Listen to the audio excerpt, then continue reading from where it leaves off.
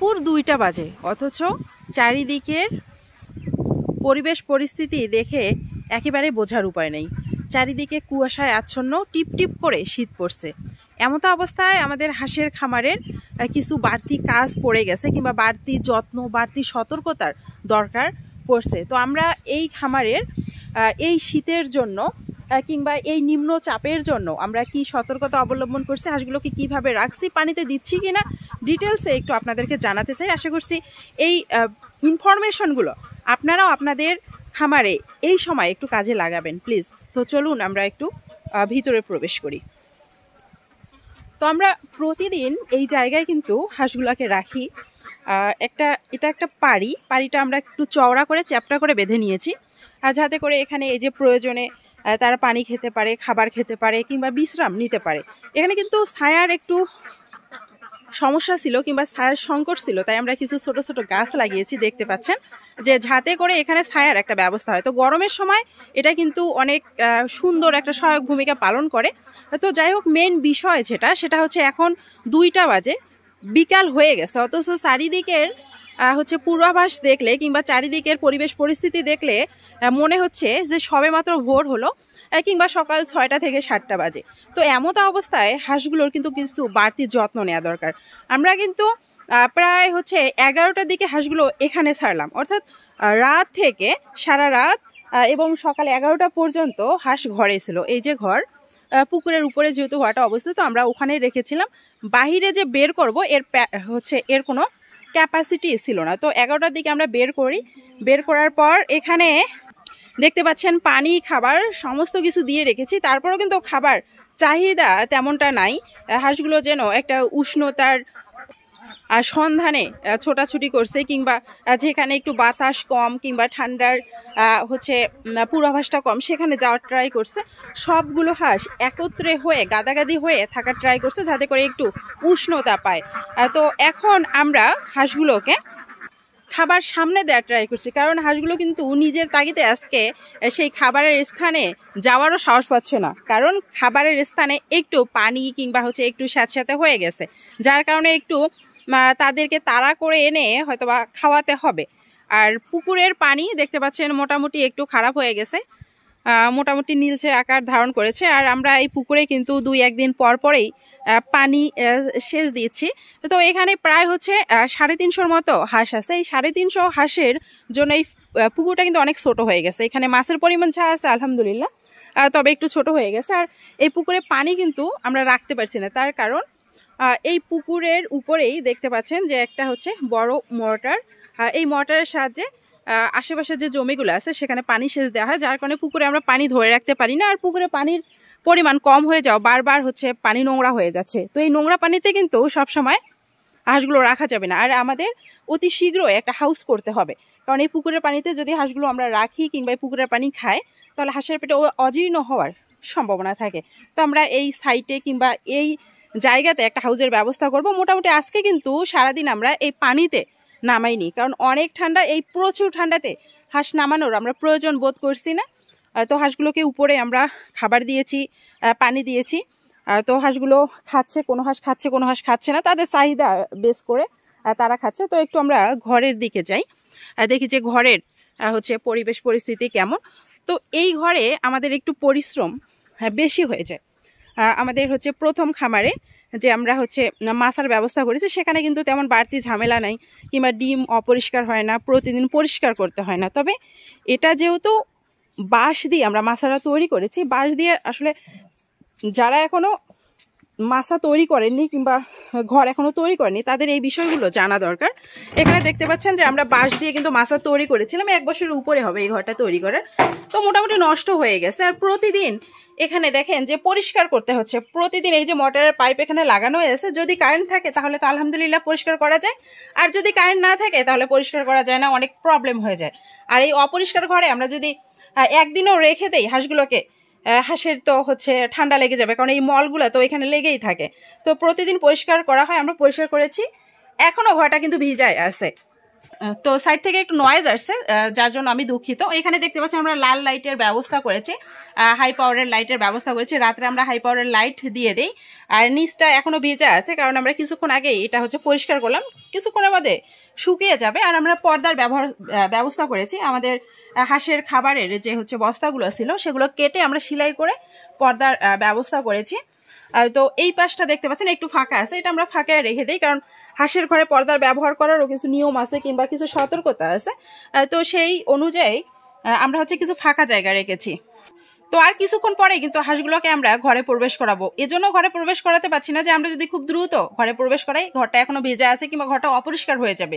আর এইটা হচ্ছে বাঁশের তৈরি মাছা দেখে আমরা কিন্তু দ্রুত ঘরে প্রবেশ করাতে পারছি না। তো আমাদের প্রথম খামারে এই প্রবলেমটা নাই, আমরা কিছুক্ষণের মধ্যে প্রথম খামারে যাব এবং সেই হাঁসগুলো কিন্তু দ্রুতই ঘরে প্রবেশ করাবো। কারণ বাহিরে দেখতে পাচ্ছেন যে আবহাওয়াটা অনেক খারাপ, অনেক ঠান্ডা, অনেক শীত পড়ছে। এমন তো অবস্থা, বাহিরে হচ্ছে সারাদিন হাঁসগুলো রাখা আমি সেফ মনে করছি না। প্রথম খামারে এখন আসলাম, এখন কিন্তু 3টা পার হয়ে গেছে, বিকাল 3টা। তো এই বিকাল 3টার সময় একটু দেখবেন যে হচ্ছে আমি দ্বিতীয় খামারে যে পরিস্থিতি দেখিয়েছি আপনাদেরকে, তো প্রথম খামারেও কিন্তু একই পরিস্থিতি। আর এখন 3টা পার হয়ে গেছে, তারপরে কুয়াশার তীব্রতা কমেনি কিংবা কুয়াশার কোনো ইমপ্রুভ আমরা দেখতে পাচ্ছি না। এখন কিন্তু একটু বাতাসও বইছে। তো এভাবে কুয়াশায় চারিদিকে আচ্ছন্ন এবং বাতাস বইছে, এমন অবস্থায় কিন্তু হাঁসগুলোকে এই যে স্যাঁতস্যাঁতে জায়গায় কিংবা মাটিতে আমরা কতক্ষণ আর রাখতে পারবো। আমরা চাচ্ছি যে এই হাঁসগুলোকে এখন তুলে ফেলবো। তো মোটামুটি এই খামারে আমরা কিন্তু ইচ্ছা করলে একটু দেরি করে হাঁসগুলো ছেড়ে দিতে পারি কিংবা একটু তাড়াতাড়ি হাঁসগুলো তুলতে পারি, কারণ দেখতে পাচ্ছেন যে পর্দা আমরা তুলে দিয়েছি এবং এখানকার মাছাটা হচ্ছে শুকনো পরিষ্কার কিংবা পরিপাটি থাকে সব সময়। আর দ্বিতীয় খামারে যে প্রবলেমগুলো হয় সেগুলো তো আমি আপনাদেরকে দেখিয়েছি। তো প্রথম খামারে এই প্রবলেমগুলো কিন্তু ফেস হয় না। আমরা যদি ইচ্ছা করি যে সারাদিন আমরা হাঁসগুলোকে ঘরে রেখে দিব, তারপরেও পসিবল। তো তারপরেও হাঁসের যেহেতু একটু খোলামেলা পরিবেশ দরকার কিংবা বাহিরে চলাফেরা করার ওদের একটা অভ্যাস গড়ে উঠেছে, এজন্য আমরা বাইরে ছেড়ে দিয়েছিলাম। পর্দাগুলো আমরা কিন্তু তুলে দিয়েছি, এই পর্দা তোলা অবস্থায় থাকবে। এখন আমরা শুধু হাঁসগুলোকে এখানে তুলবো। এখানে আমরা কিছু পাত্রতে পানি দিয়েছি, এখানে 2টো পাত্রতে আমরা খাবার দিব।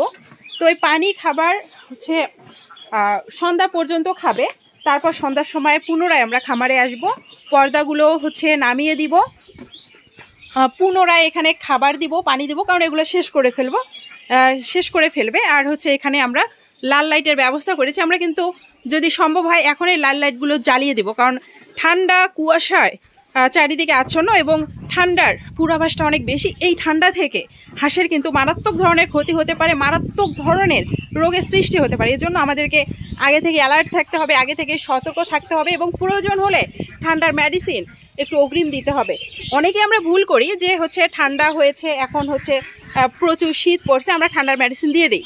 শুধু মেডিসিন দিলেই কিন্তু আপনি রোগ থেকে হাঁসগুলোকে রক্ষা করতে পারবেন না। তো এই ঠান্ডা তীব্রতা থেকে হাঁসগুলোকে রক্ষার জন্য প্রয়োজনীয় পদক্ষেপ আপনাকে নিতে হবে। যেমন আমরা কিন্তু একটু দেরিতে হাঁসগুলো ছেড়ে দিয়েছি, আবার তাড়াতাড়ি আমরা হাঁসগুলোকে ঘরে তুললাম কিংবা তোলার চেষ্টা করছি, প্রয়োজন মতো খাবার পানি রেখে দিলাম। আবার ঘরটা শুকনো কিংবা পরিষ্কার আছে কিনা সেটাও কিন্তু মেইন বিষয়। বাইরে ঠান্ডা কিংবা বৃষ্টির কারণে আপনি যদি ঘরে হাঁসগুলো রেখে দেন, ঘর আপনার স্যাঁতস্যাঁতে হয়ে আছে, ঘর অপরিষ্কার কিংবা ঘরে পর্যাপ্ত পরিমাণে জায়গা নেই, তখন কিন্তু ঘরের চাইতে বাইরে হাঁসগুলো সেফ বেশি থাকবে কিংবা বাইরে যে ক্ষতি হওয়ার সম্ভাবনা আছে তার সাথে বেশি ঘরের সম্ভাবনা থাকবে। তো এই দিকটাও অবশ্যই দেখতে হবে, খেয়াল রাখতে হবে। এই বিষয়গুলো অবশ্যই আমাদের সঠিকভাবে মেনটেন করতে হবে। তো আমরা একটু বাইরে চলে যাচ্ছি। এখানে আমরা কিছু খাবার দিয়েছি, তো সেই খাবারগুলো শেষ যখন করে ফেলবো, আমরা কিন্তু আজকে হাউজে গোসল করার জন্য ওদের ব্যবস্থা করিনি। আমি অল্প কিছুক্ষণ হাঁসগুলোকে প্রায় 1 ঘন্টার মতো পানি দেওয়ার জন্য ট্রাই করেছি। আমি আসলে আজকে পানি দিতাম না, এখানে পানি দেওয়ার একটাই কারণ, আমরা কিন্তু এই খামার থেকে কিছু হাঁস বেছে বেছে বিক্রি করছি। আপনারা অনেকেই জানেন যে আমাদের এই খামারের হাঁসগুলো অনেক বয়স্ক হাঁস, 2.5 বছরের ঊর্ধ্বে কিংবা 3 বছর বয়সেরও হাঁস আছে। তো এই 3 বছর বয়সের হাঁস অনেকেই ডিম দেওয়ার ক্ষমতা হারিয়ে ফেলেছে। তো এই হাঁসগুলোকে আমরা বেছে বেছে বাজারে কিন্তু বিক্রি করছি। তো প্রতিদিন যেহেতু ধরতে হচ্ছে, প্রতিদিন হাঁসগুলো অনেক হচ্ছে প্রবলেম ফেস করছে, যার কারণে আমি একটু পানি দিয়েছিলাম যাতে করে যে হাঁসগুলো হাঁপিয়ে গেছে কিংবা হচ্ছে প্রবলেম ফেস করছে সেগুলো যেন একটু পানিতে গোসল করতে পারে। তাছাড়া আমি পানি দিতাম না। তো সব মিলিয়ে হাঁসগুলোকে একটু সতর্ক রাখতে হচ্ছে। হাঁসগুলোকে ঠান্ডার হাত থেকে রক্ষার জন্য একটু বাড়তিভাবে আমাদের সতর্ক থাকতেই হচ্ছে। তো মোটামুটি আমরা লাইট কিন্তু জ্বালিয়ে দিয়েছি, কারণ আমি এখন খামারে এসে আমি নিজে ফিল করছি যে হচ্ছে ঠান্ডাটা আসলে কতটা বেশি। আমরা এখন লাইট জ্বালিয়ে দিব। তো আমি যেহেতু খামারে দাঁড়িয়ে এসে আমি ফিল করছি যে ঠান্ডার আসলে তীব্রতাটা কত বেশি। তো আমি ঘরেও দাঁড়িয়ে আছি, দেখছি যে ঘরেও প্রচুর ঠান্ডা। তো মোটামুটি বাইরের তুলনায় ঘর অনেকটা সেফ। আর হচ্ছে এই দিনের বেলায় আমি লাইটের ব্যবস্থা করলাম। তো কতটুকু হচ্ছে এদেরকে প্রোটেক্ট করার ব্যবস্থা করছি কিংবা কতটুকু এদের বাড়তি যত্ন নিচ্ছে আপনারা অনেকেই বুঝতে পারবেন। আপনারা অবশ্যই নিজ নিজ খামারে এই বাড়তি প্রোটেকশনগুলো, বাড়তি যত্নগুলো নেবেন। তো আজকে একটু আমার দুটো খামার মিলে একটু পরিশ্রম বেশি হয়ে গেছে। তো প্রতিদিন কিন্তু এই পরিশ্রমটা হয় না, কিংবা প্রতিদিন বাড়তি সতর্কতাগুলো, বাড়তি হচ্ছে কাজগুলো করতে হয় না। বাড়তি কিংবা বিশেষ পরিস্থিতিতে আমাদের একটু সতর্ক থাকতে হয়। বিশেষ পরিস্থিতিগুলোতে আমরা যদি একটু সতর্ক থাকি, একটু বাড়তি পরিশ্রম করি, তাহলে খামারটাকে সুরক্ষিত রাখতে আমরা কিন্তু যথেষ্ট ভূমিকা পালন করতে পারবো। তো এতক্ষণ ধরে আমাদের ভিডিওটি যারা দেখছেন তাদেরকে অসংখ্য ধন্যবাদ। অবশ্যই প্রতিনিয়ত ভিডিওগুলো আপনারা যারা দেখছেন তারা অবশ্যই কাজে লাগাবেন আপনাদের খামারে। আর আপনি যদি একজন নতুন খামারি হয়ে থাকেন এবং আমাদের পরিবারে যুক্ত না হয়ে থাকেন, তাহলে সাবস্ক্রাইব করে আমাদের পরিবারে যুক্ত হয়ে যেতে পারেন প্রতিনিয়ত হাঁস খামার বিষয়ক নিত্য নতুন ভিডিও পাওয়ার জন্য। তো সকলকে অসংখ্য ধন্যবাদ এতক্ষণ ধরে ভিডিওটি দেখার জন্য।